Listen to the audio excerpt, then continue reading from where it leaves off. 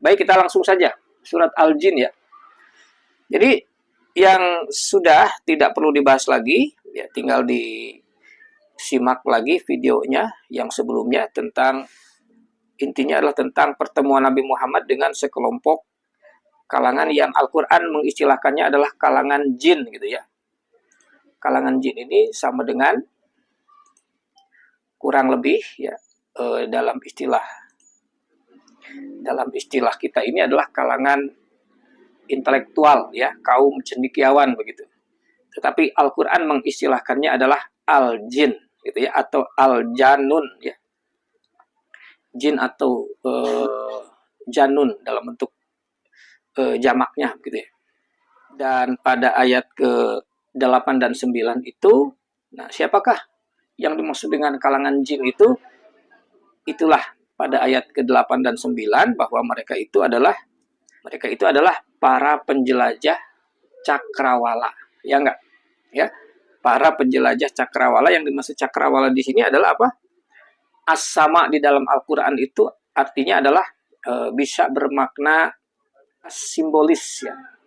Yang dimaksud adalah wawasan, keilmuan atau alam pikiran. Jadi mereka adalah para penjelajah ilmu pengetahuan yang luas, seluas langit kira-kira begitu ya. Seluas cakrawala. Dan mereka menemukan fawajadnaha muliat harusan sadida. Dikatakan bahwa kami telah mendapatkan dunia pengetahuan atau alam pikiran itu adalah penuh dengan sesuatu yang terpelihara dengan kuat ya. Jadi ada warisan pengetahuan ya yang dipertahankan dari generasi ke generasi, dan ada juga harusan sadidan. Itu tadi harusan sadidan, dan juga ada suhuban istilahnya. Suhuban itu artinya mereka mendapatkan suluh-suluh api ya, atau obor-obor penerang. Jadi sama dengan mereka mendapatkan pencerahan-pencerahan. Kemudian wa anakuna naqudu minha maqaida lisam'i. Jadi mereka itu pernah duduk ya, mengikuti kegiatan-kegiatan keilmuan ya di satu tempat atau di satu majelis yang disebut dengan maqaid ya. Maqaid itu sama dengan majelis ya. Maqaid atau majelis sama maknanya lisam'i, untuk mendengarkan. Nah, jadi mereka itu aktif ya dalam hal keilmuan atau dalam hal kegiatan intelektual itu pada masanya gitu ya. Jadi itu maqaida lisam'i artinya mereka itu pernah duduk di majelis-majelis ilmu untuk mendengarkan penerangan-penerangan ilmu, pencerahan-pencerahan. Maka faman yastami'il ana yajid lahu sihaban rosoda.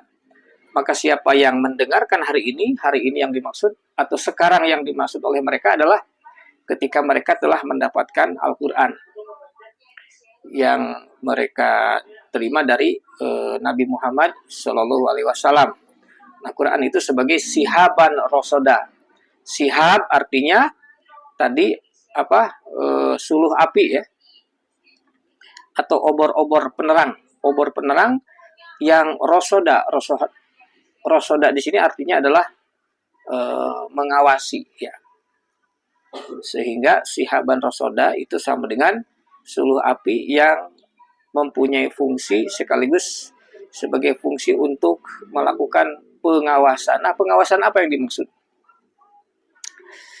Jadi kalau kembali kepada ayat-ayat sebelumnya bahwa pengawasan yang dimaksud adalah pengawasan tentang nilai-nilai ya yang dianut oleh satu masyarakat. Apakah itu jalan yang lurus, atau itu jalan yang sesat, atau itu jalan yang menyimpang, apakah itu paham yang benar atau paham yang sudah ngawur gitu ya. Jadi itu semacam itu. Sehingga Al-Qur'an itu sebagai sihab satu segi, yaitu sebagai obor penerang, dan juga pada segi lain terhadap nilai-nilai, ajaran-ajaran atau doktrin-doktrin yang ada, sekaligus Al-Qur'an sebagai rosoda, sebagai mempunyai fungsi melakukan monitoring atau pengawasan, apakah ini lurus ataukah itu sudah menyimpang begitu ya. Dan itulah yang mereka maksud ya, yang kalangan intelektual ini yang bertemu dengan Nabi Muhammad, memang itulah kepentingan mereka. Mereka itu ingin agar kaumnya itu kembali kepada jalan yang benar, kembali kepada jalan yang lurus. Tapi standarnya apa? Begitu. Tolok ukurnya mana? Nah, mereka baru mendapatkan tolok ukur itu dari Nabi Muhammad, yaitu Al-Quran itu sendiri, gitu ya. Sehingga sekaligus Al-Quran yang mereka terima itu menjadi sihaban rosoda, begitu. Jadi apa itu sihaban rosoda? Suluh api yang memberikan pengawasan ilmiah, kira-kira begitu ya. Jadi yang dia melakukan pengawasan ilmiah, artinya memberikan pengawasan, monitoring ya terhadap nilai-nilai ajaran yang dianut oleh masyarakat, sehingga nanti bisa menentukan ini lurus, ini sudah menyimpang, ini sudah aduk-adukan dan lain sebagainya. Gitu ya. Baik, kita lanjutkan saja pada ayat berikutnya. Jadi ayat ke-10 ya. Nah, baik, ini ayat ke-10. A'udzubillahi minasyaitonirrajim. Wa anna la nadri asyarun urida biman fil ardi am aroda bihim robuhum rosyada. Ya. Sekali lagi ayatnya adalah wa anna la nadri asyarun urida biman fil ardi am aroda bihim robuhum rosyada. Ini kata mereka ya, kata kalangan jin itu. Mereka berkata bahwa sesungguhnya kami la nadri tidak mengetahui. Asyarun, apakah syar? Syar itu artinya apa? Keburukan, ya, nilai buruk. Jadi ada syar, ada khair kan? Lawannya syar wal khair atau khair dan syar gitu ya. Sebuah dua kata yang berlawanan. Syar itu artinya buruk, nilai buruk. Khair itu nilai yang baik. Asyarun, a itu kata tanya, apakah asyarun, apakah keburukan? Urida artinya yang dikehendaki. Biman fil ardi, ya, biman fil ardi, terhadap orang yang di bumi ini. Ya, terhadap artinya manusia berarti ya. Terhadap manusia yang di bumi ini. Jadi mereka berkata, kami tidak tahu ya, apakah keburukan yang dikehendaki bagi orang, bagi manusia yang ada di bumi ini. Kita lanjutkan dulu. Am aroda bihim robuhum rosada. Ataukah aroda bihim, menghendaki terhadap mereka itu, terhadap manusia yang di bumi itu. Siapa yang menghendaki? Rabbuhum, Tuhannya, yaitu Allah. Menghendaki apa? Menghendaki rosyada. Menghendaki rosyada. Rosyada itu artinya petunjuk ya. Jalan yang lurus itu. Ya, sama dengan rusdun, ya, rosyada. Nah, baik, kita pahami ini, ayat ke-10. Bisa ditangkap nggak? Maksudnya apa ini kalimat ini? Ya. Jadi mereka berkata bahwa sungguh kami ini tidak tahu apakah Allah menghendaki keburukan ya bagi manusia di bumi ini, atau Allah menghendaki manusia itu mendapat jalan yang lurus, kan begitu berarti ya? Ya enggak? Kesana enggak maksudnya ya kalau dibikin gampangnya gitu ya. Jadi mereka tidak tahu, dalam posisi tidak tahu apakah Allah itu menghendaki nilai buruk bagi manusia ya, ataukah Allah menghendaki agar manusia itu hidup di jalan yang lurus. Jadi ini adalah satu bentuk pembicaraan, bisa dikatakan ini satu bentuk diskusi keagamaan gitu ya. Jadi ini semacam diskusi keagamaan. Mereka itu mengemukakan pemikiran-pemikiran mereka dalam urusan keagamaan, dalam urusan ketuhanan. Ya. Jadi di sini mungkin dalam bahasa kita itu sama dengan kalimat kita tidak tahu apakah Allah menghendaki nilai buruk bagi manusia, atau menghendaki nilai baik yang dimaksud di sini adalah rosada tadi, yaitu manusia berada pada jalan yang lurus petunjuk gitu ya. Nah, apa yang dimaksud dengan nilai buruk manusia? Jadi misalkan nilai buruk manusia itu bisa saja nanti dari segi pemikiran, jadi keburukan manusia itu adalah pemikirannya sesat, pemikirannya salah kaprah. Dari segi perilaku berarti perilakunya buruk, perilakunya jahat, ya enggak?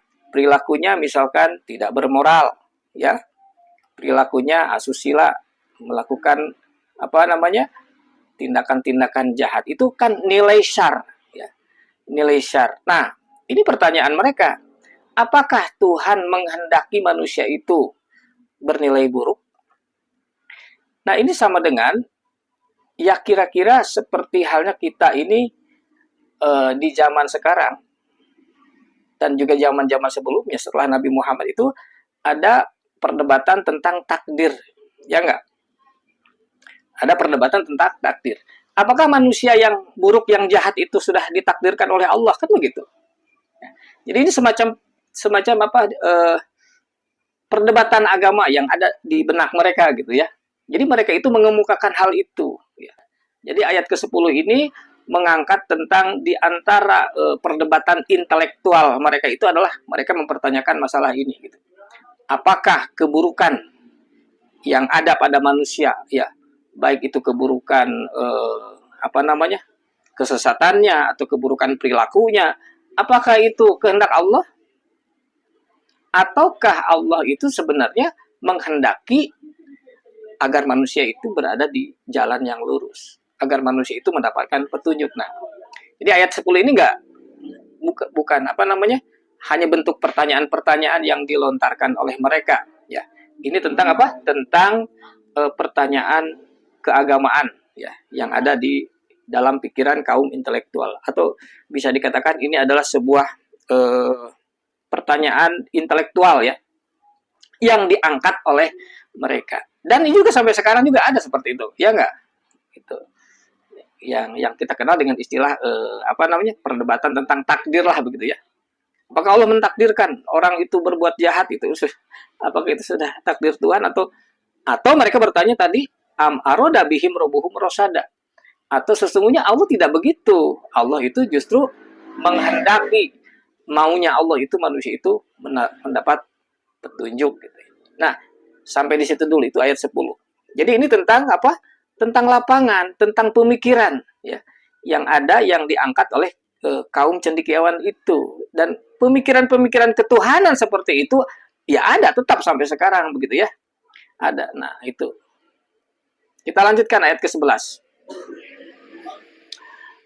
Wa ana minas solihuna wa mina duna dalika kunna toroiko kidada. Ya. Jelas ya. Wa ana minas solihuna wa mina duna dalika kunna toroiko kidada. Dan sungguh kami minna solihuna, sebagian kami atau di antara kami ada yang solih, solihuna, ada orang-orang soleh. Wa mina duna dalika, dan sebagian kami di antara kami ada juga yang duna dalika. Duna dalika itu artinya yang selain itu, ya, selain orang yang soleh. Jangan dikatakan orang yang salah gitu ya, karena duna dalika itu belum tentu jahat. Ya. Pokoknya duna dalika berarti yang bukan orang yang soleh.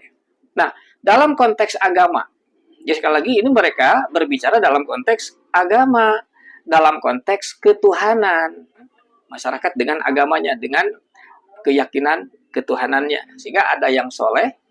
Nah, kalau dibawa kepada konteks agama, maka orang yang taat gitu kan, beragama. Ada juga wamina duna dalika, dan di antara kami juga ada yang tidak begitu, artinya tidak soleh. Tidak soleh itu artinya tidak, orang yang biasa-biasa saja sih, gitu ya. Enggak fanatik atau enggak taat di dalam agamanya, biasa-biasa saja. Nah, begitu kan ini tentang lapangan gitu. Lapangan masyarakat dengan keyakinannya, dengan keagamaan yang mereka anut gitu ya. Nah, itu. Jadi ini menggambarkan bahwa di antara kami itu artinya kami itu kaumnya, ya. Bisa kami di kalangan mereka, ya, kalangan cendekiawan itu, dan juga bisa termasuk kaumnya juga. Jadi minas solihuna wa mina duna dalika. Itu di antara kami ada orang-orang yang solih, yang taat beragama, dan ada juga yang selain itu yang biasa-biasa saja, berarti ya. Tidak termasuk golongan yang agamis lah gitu ya. Kalau istilah sekarang itu agamis ya. Itu ya. Jadi konteksnya konteks kesolehan agama, karena pembicaraannya seperti itu. Kemudian kalimat berikut, kunna toro iko kidada. Kami ini ya menjadi, jadi kata kana yakunu, kuna itu kan artinya menjadi gitu ya. Kami ini sudah menjadi toro iko kidada, sudah menjadi berbeda-beda jalan. Ya, toroik itu bentuk jamak dari torikoh. Torikoh artinya jalan. Ya, bukan jalan untuk jalan kaki ya, bukan jalan fisik di sini. Jalan di sini adalah jalan berpikir, jalan keyakinan, atau sama dengan aliran-aliran pemikiran. Kalau dalam hubungan dengan agama berarti aliran-aliran dalam keagamaan. Jadi sudah toro iko kidada. Kami ini sudah menjadi aliran-aliran yang berbeda, yang berbeda-beda. Bisa dipahami ya? Nah, begitu jadi. Jadi mereka itu dalam aspek keagamaan ada orang-orang yang soleh, ada yang biasa-biasa. Dan juga dalam hal keagamaan juga kita ini sudah berbeda-beda aliran gitu ya. Bisa dipahami ya gitu. Jadi aliran bisa nanti berbeda agama, dalam satu agama pun juga berbeda-beda aliran gitu kan. Kita ambil contoh misalkan ada sepeninggalan Nabi Muhammad, kalau kita ambil contoh sekarang, sepeninggalan Nabi Muhammad ada Ahlus Sunnah wal Jamaah atau Sunni, ada Syiah gitu kan. Kemudian Ahlus Sunnah dalam cakupan lokal atau regional di Indonesia itu juga ada berbagai aliran juga kan begitu ya. Yang tergabung dalam ormas keagamaan, misalkan ada NU, Muhammadiyah, Persis dan lain sebagainya. Itu kan toroiko kidada disebutnya gitu. Nah itu, jadi mereka juga mengatakan bahwa tentang apa? Tentang realitas, tentang lapangan masyarakat keagamaan mereka menyatakan demikian. Jelas ya, jadi ayat 10 tadi berbicara tentang pemikiran keagamaan mereka. Mereka mempertanyakan pemikiran keagamaan tentang takdir Tuhan lah gitu. Kira-kira kalau dibawa kepada sekarang itu ya. Dan juga ayat ke-11 berbicara tentang bagaimana masyarakat keagamaan mereka memang berbeda-beda, bermacam-macam ya. Ada yang agamanya baik, bagus, soleh, ada yang biasa-biasa, dan juga mereka sudah terpecah ke dalam berbagai aliran pemikiran keagamaan gitu. Jelas ya, ini berbicara tentang apa? Lapangan yang dihadapi. Kemudian ayat ke-12. Kita lihat ayat ke-12. Wa anna donanna an lan nu'jizallaha fil ardi wa lan nu'jizahu haroba. Wa anna donanna, dan sungguh kami mengira atau kami menduga ya bahwa lan nu'jizallaha fil ardi. Lan itu apa artinya? Tidak akan. Nu'jiza dari kata ajza ya. Ajza itu artinya mengalahkan ya, bisa mengalahkan. Jadi kalau diartikan nu'jizallah, jadi artinya mengalahkan Allah gitu. Secara arti kata begitu. Lan nu'jizallaha, bahwa tidak akan bisa kami ini mengalahkan Allah. Dalam hal ini mengalahkan apa? Ya, lan nu'jizallaha fil ardi. Kami tidak akan mengalahkan Allah di bumi ini. Walan nu'jizahu haroba, dan juga kami tidak akan bisa, tidak akan mampu, ya, nu'jizahu, melepaskan diri dari Allah. Haroba artinya lari. Jadi apa maksudnya? Dan kami juga tidak akan bisa lari, ya, melepaskan diri dari kekuasaan Allah, ya. Nah, ayat 12 ini apa maksudnya? Jadi ini tentang keyakinan keagamaan mereka lah, katakanlah begitu. Jadi ayat 12 ini tentang apa? Mereka juga sudah punya keyakinan, kepercayaan dalam hal keagamaan, dalam hal ketuhanan. Nah, ini diantaranya ayat ke-12 ini. Apa keyakinan mereka? Atau yang mereka percaya tentang Tuhan itu ini, ayat 12. Wa anna zonana. Dan sungguh kami ini, zon itu artinya menduga, ya, mengira, menyangka, dalam arti berpikir, ya. Jadi mereka berpikir gitu, pemikiran mereka. Kan zon itu artinya pemikirannya. Dugaan, asumsi itu kan pemikiran, namanya zon. Ya. Jadi mereka sudah berpikir, sudah mengira bahwa kita tidak akan mampu mengalahkan Allah. Atau sama dengan tidak akan bisa melepaskan diri dari kekuasaan Allah di bumi ini. Nah, ini keyakinan mereka dalam agama. Berarti mereka sudah berpikir bahwa kehidupan manusia di bumi ini ada di bawah kekuasaan Allah, kan begitu, ya enggak? Sehingga manusia ini tidak bisa lepas dari kekuasaan Allah, ya, dengan kalimat bahwa Allah itu maha kuasa, ya enggak? Jadi sudah diakui kan oleh manusia umumnya bahwa Allah itu, Tuhan itu adalah YMK, Tuhan yang maha kuasa. Nah, kira-kira begitu dalam bahasa sekarang. Jadi kita sudah berpikir, kita sudah mengira atau sudah berkeyakinan, katakanlah begitu, bahwa kita ini tidak bisa lepas dari kekuasaan Allah. Allah lah yang maha kuasa. Kita ini berada di bawah kekuasaannya. Ya kan begitu, ya. Di bumi ini. Kemudian kalimat berikutnya wala nu'jizahu haroba, dan kita tidak bisa lepas, tidak bisa lari. Haroba itu. Kita tidak bisa lari, ya. Tidak bisa lepas dari Allah dalam arti dengan jalan melarikan diri dari Allah. Itu berarti manusia ini pada akhirnya akan menerima keputusan Allah. Gitu kan berarti. Ya, tidak ada yang bisa lari. Saya tidak bisa lari dari Allah. Kemudian Anda sekalian juga tidak bisa lari dari apa? Nanti pada akhirnya kita akan menghadap Allah dan akan mendapatkan keputusan, sehingga tidak ada apapun perbuatan kita yang luput, yang lepas dari konsekuensi hukum Allah. Mau lari kemana? Nah, kira-kira begitu ya. Jadi lanu jizahu haroba. Nah, jadi mereka sudah mempunyai keyakinan keagamaan seperti itu. Jadi ya standar itu, keyakinan standar saja, umum saja begitu, bahwa Allah itu yang maha kuasa dan kita nanti akan menghadap Allah untuk mempertanggungjawabkan segala laku perbuatan, amal perbuatan kita, dan kita tidak bisa lari dari keputusan Tuhan. Nah, kan begitu ya. Ya enggak? Benar nggak nih ayat ke-12 itu, itulah kira-kira kalau dalam bahasa sekarang gitu. Jadi itu keyakinan mereka tentang agama. Jadi mereka yang bertemu dengan Nabi Muhammad itu ya memang sudah punya dasar keagamaan, dasar keyakinan gitu. Tapi mereka juga masih ada berbagai pertanyaan-pertanyaan intelektual mereka tadi. Apakah Allah mentakdirkan manusia jahat? Apakah Allah mentakdirkan manusia itu menjadi buruk sehingga ada orang jahat gitu kan? Nah, itu pertanyaan mereka yang mereka angkat gitu.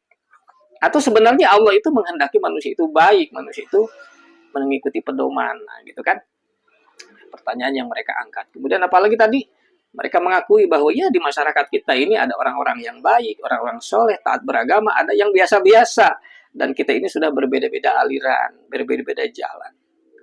Dan juga ayat ke-12 mengatakan bahwa ya kami satu segi percaya, yakin bahwa Allah itu yang maha kuasa. Kita ini berada di bawah kekuasaan Allah dan pada akhirnya kita tidak bisa lari dari keputusan Allah. Nah, itu mereka sudah punya dasar keyakinan seperti itu. Jadi mereka itu sudah beragama. Ya enggak? Kita lanjutkan ayat ke-13. Wa anna lama sami'nal huda aman nabi. Famay yu'min birabbihi fala yakhofu bahsan wala rohako. Nah, ini ada kosakata yang pernah ya sebelumnya ada nih, diulang lagi di sini. Misalkan kata apa? Rohako itu apa? Ingat ya. Ayat 13 nih ya. Wa anna lamas sami'nal huda, dan sungguh kami tatkala telah mendengar petunjuk, kan itu artinya. Sungguh kami tatkala sudah mendengarkan petunjuk yang dimaksud mana? Itu ketika mereka sudah bertemu dengan Nabi Muhammad, mereka mendapatkan menerima atau menyimak bacaan Al-Qur'an ya.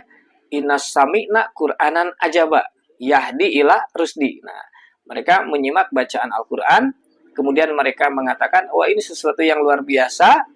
Dan luar biasanya itu adalah inilah kebenaran, inilah jalan yang lurus. Gitu ya. Jadi mereka bisa mengatakan bahwa ini kebenaran, bahwa itu adalah jalan yang lurus tentunya dari kemampuan berpikir ya, kemampuan intelektual mereka, kemampuan mereka untuk bisa membedakan ya, mana yang bengkok, mana yang lurus, tentunya itu ya. Dengan kemampuan itu mereka sanggup mampu untuk membedakan, oh ini benar, ini logis, ini masuk akal, ini realistis dan lain sebagainya gitu ya. Jadi itu. Wa anna lama sami'nal huda aman nabi, dan tatkala kami telah mendengarkan petunjuk ini, maka kami mengimaninya. Jadi mereka setelah mendapatkan Al-Qur'an, mereka langsung menyatakan keimanan. Jadi iman di sini adalah membenarkan ya, bahwa itu benar ya, membenarkan, mengiyakan kebenarannya ya, atau sama dengan percaya akan kebenarannya ya, amanah bihi, sehingga menjadikan petunjuk itu sebagai menjadi dasar, menjadi pegangan bagi mereka untuk menjadi dasar keyakinan dan menjadi dasar untuk mengambil sikap, langkah dan tindakan hidup mereka ya. Jadi sekali lagi, iman itu adalah di sini adalah iman sebagai sikap dasar setelah mereka mendengarkan, menyimak ayat-ayat Allah sebagai petunjuk pedoman hidup, dan itu menyentuh intelektual mereka bahwa ini adalah kebenaran.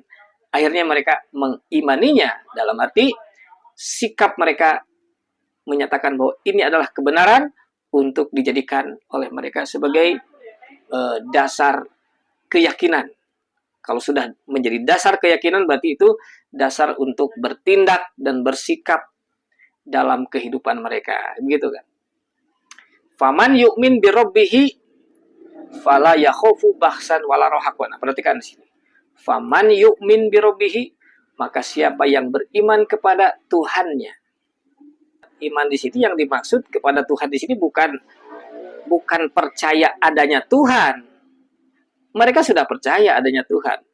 Tapi ditekankan percaya di sini, percaya kepada firman Tuhan. Firman Allah. Kalau Allah yang berfirman, kalau Allah yang berkata, maka mereka percaya bahwa itu kebenaran. Gitu. Ya nggak ya, kita juga kan sama begitu ya. Kalau Allah yang bicara pasti itu benar gitu. Kalau selain Allah yang bicara, nah belum tentu benar. Kan begitu ya. Kalau sudah Allah yang bicara, ya pasti itu kebenaran. Nah, itu yang dimaksudnya. Faman yu'min birabbihi, siapa yang mengimani Tuhannya, dalam arti mengimani kalau Tuhan yang bicara pasti benar itu mah, gitu kan. Dan mereka itu sudah mendapatkan, sudah meyakini bahwa Al-Qur'an inilah firman Allah, Al-Qur'an inilah ya jalan kebenaran yang mereka terima, yang mereka dapatkan dari Nabi Muhammad Shallallahu Alaihi Wasallam. Nah, jadi kalau orang yang beriman kepada Tuhannya, maka fala yakhofu bahsan wala rohaku, maka dia tidak perlu takut. La yakhofu, khof itu artinya takut ya. Tidak perlu takut. Tidak perlu takut apa? Pertama, tidak perlu takut bahsan. Bahsan itu rugi ya, sia-sia, rugi gitu ya, bahsan. Yang kedua, tidak perlu takut rohako, wala rohako. Rohako apa artinya? sudah disebut ini istilah rohaku pada ayat sebelumnya, itu ayat ke-6 kalau nggak salah ya. Ya enggak? Yaitu pada ayat wa annahu kana rijalun minal insi ya'uduna birijalin minal jinni fazaduhum rohako. Ya. Bahwa dalam kenyataan di masyarakat ya, khususnya tentang kenyataan keagamaan ya, dalam kehidupan keagamaan, bahwa masyarakat awam itu akan berlindung, minta perlindungan keyakinan, ya enggak, numpang yakin kepada kalangan cendekiawan. Nah, ya wudu ya, ya enggak, gitu dalam ayat ke-6 dikatakan kan, ya rijalun minal insi ya uduna, berlindung. Jadi manusia itu berlindung kepada rijalin minal jinni, ya, kepada kalangan laki-laki dari kalangan intelektual. Ya iya, pasti begitu kan. Tetapi karena ini urusan agama dan karena itu sudah terkontaminasi dengan kemusyrikan, ya, jadi mereka sudah sadar bahwa nilai-nilai keagamaan, doktrin-doktrin yang sudah mereka anut dan yang sudah dianut oleh masyarakatnya, setelah mereka ketemu dengan Nabi Muhammad, mereka sadar bahwa apa yang sudah mereka anut itu sudah musyrik. Musyrik itu artinya apa? Sudah tercampur aduk, ya. Sudah ada unsur-unsur serikat, unsur-unsur campuran yang masuk ke dalam nilai-nilai keagamaan dan itu dianggap punya otoritas. Nah itu, jadi sudah ada pencampuran otoritas, ya otoritas Allah dan otoritas yang lain ikut punya, yang lain dianggap ikut punya otoritas, padahal itu bukan dari Allah, bukan. Nah maka yang terjadi apa? Ya, karena dasarnya sudah musyrik, sudah bercampur aduk nilai-nilai doktrinnya itu, maka sekalipun orang-orang awam ya mengandalkan bersandar kepada keyakinan kaum cendekiawan, ya bukan malah memberikan petunjuk, tetapi malah fazaduhum rohako. Apa tadi rohako kemarin itu? Rohako artinya malah menambah sesat, menambah ngawur, begitu ya. Gitu jadi memang demikian ya penjelasan Al-Quran. Jadi secerdas apapun, seintelektual apapun ya kaum cendekiawan menjelaskan agama, kalau tidak berdasarkan wahyu itu, jadi kalau dia tidak bersandarkan kepada firman Allah, wahyu Allah yang diturunkan oleh Allah kepada malaikat, kepada rasulnya, maka itu hanya akan menambah ngawur, katanya, ngaco gitu ya. Ini jadi nilai-nilai agama, doktrin-doktrin itu di antaranya itu adalah ada 3 hal ya yang kalau kita telah dalam Al-Quran, ada 3 hal yang tidak boleh merujuk kecuali harus kepada firman Allah, wahyu Allah ya. Yang pertama adalah informasi goib ya. Informasi goib itu informasi yang akan terjadi atau yang di luar jangkauan indera manusia, tetapi itu ada dan itu dijelaskan dalam Al-Quran. Misalkan tentang akhirat ya, tentang hari kebangkitan dan ada apa nanti peristiwa-peristiwanya, contoh informasi gaib. Itu juga tentang kisah para nabi ya, kisah para nabi terdahulu, bagaimana umat-umat terdahulu, bagaimana para nabi terdahulu. Itu kan di luar jangkauan kita. Ya, kita tidak mengalaminya ya. Maka juga itu termasuk informasi gaib yang harus seperti apa ya? Perjalanan para nabi berdakwah, seperti apa umat-umat terdahulu itu ya, gambarannya, perjuangan mereka itu harus dari firman Allah. Kalau tidak dari firman Allah, maka akan ada campur aduk dengan mitos-mitos, dongeng-dongeng gitu ya, yang sudah dicampur aduk oleh pemikiran-pemikiran manusia itu ya. Jadi itu harus dikembalikan kepada ajaran Allah itu ya, perkara goib itu. Kemudian juga apalagi tentang janji-janji Allah ya, janji Tuhan ya, itu juga harus dari Allah ya, harus dari firman Allah. Misalkan yang dimaksud janji Allah itu bahwa ada janji-janji di luar ajaran Allah, di luar Al-Quran ya. Bahwa misalkan kalau kita mengamalkan ini dan itu akan mendapatkan pahala, kalau kita mengamalkan ini akan dihapus dosa. Nah, apakah Allah menjanjikan seperti itu ya, bahwa jika kita mengamalkan ini, mengamalkan itu, pahala akan berlipat, atau dosa-dosa sebelumnya akan dihapus. Nah, ini mana keterangannya? Gitu ya. Atau jangan-jangan itu adalah hanyalah pemikiran-pemikiran intelektual saja, pemikiran-pemikiran kaum cendekiawan. Nah, itu tentang janji-janji Allah. Itu juga tidak bisa sembarangan gitu ya. Karena urusan pahala kan yang ngasih pahala kan Allah, ya. Kemudian urusan apa lagi? Hapus dosa. Ya, itu kan otoritas Allah tentang apakah manusia itu dinyatakan akan mendapatkan sanksi atas dosanya atau tidak, itu otoritas Allah. Nah, kemudian apa lagi? Termasuk tentang nanti hukum-hukum, aturan-aturan ya. Tentang mana yang wajib ya, mana yang haram, mana yang halal, itu juga tentang hukum-hukum, itu juga otoritas Allah ya. Itu juga kewenangan Allah di dalam menetapkan hukum-hukum. Nah, itu. Nah, maka yang terjadi, yang ada itu sudah terjadi pencampur adukan ya. Perkara gaib, kemudian janji-janji Tuhan, janji Allah, kemudian tentang hukum-hukum agama, itu sudah bercampur aduk dengan hasil karya kaum intelektual. Begitu. Sehingga oleh manusia, oleh masyarakat awam yang beragama, maka karya intelektual itu ya, karya intelektual itu dianggap punya otoritas, dianggap bernilai suci, dianggap seperti kitab suci lah begitu, dianggap punya otoritas, punya kekuatan hukum di sisi Allah, padahal tidak sama sekali gitu ya. Maka di situ yang dimaksud dengan fajaduhum rohako gitu. Justru malah tambah sesat, tambah ngaco gitu ya. Begitu, karena kalangan intelektual itu sekalipun mereka cerdas, tapi karena referensinya adalah sudah musyrik, sudah aduk-adukan dengan karya intelektual masa lalu, ya itu nggak bisa gitu kan.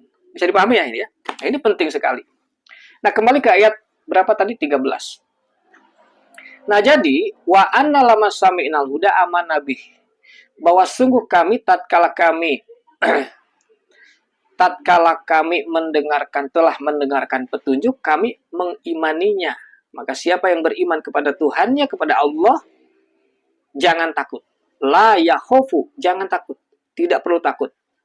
Ada dua, tidak perlu takut apa? Yang pertama, tidak perlu takut rugi. Tidak perlu takut sia-sia. Dan yang kedua, tidak perlu takut ngawur, sesat. Nah, yang pertama, tidak perlu takut bahsan. Bahsan itu rugi, sia-sia. Misalkan, ya, kalau kita mengamalkan sesuatu, ya, jika itu datangnya perintah itu dari Allah, maka jangan takut rugi, jangan takut sia-sia. Amalan itu pasti bernilai baik ya di mata Allah. Tetapi kalau amalan itu bukan dari Allah, tidak ada firman-Nya, gitu, entah dari siapa, tetapi dialamatkan ini dari Allah, ini dari Rasul, ini dari Nabi, padahal dasarnya tidak jelas, maka itu bisa-bisa kita sia-sia gitu. Hanas diamalkan ternyata tidak bernilai apapun di mata Allah, itu kan rugi, bahsan namanya. Nah, jangan sampai seperti itu ya. Jadi sudah banyak sekali karya-karya intelektual dalam keagamaan yang dianggap itu ajaran agama. Kemudian ada semacam amalan-amalan ya, yang dipercaya bahwa amalkan ini, amalkan itu akan dapat pahala, misalkan ya. Amalkan ini, amalkan itu akan dihapus dosa. Nah, itu kita amalkan misalkan. Justru itu sia-sia kalau nanti tidak jelas referensinya, bukan dari firman Allah. Nah, itu ya, bukan dari Al-Huda ini, Al-Quran sebagai Al-Huda. Itu dari aspek pengamalan itu ya rugi nantinya kita.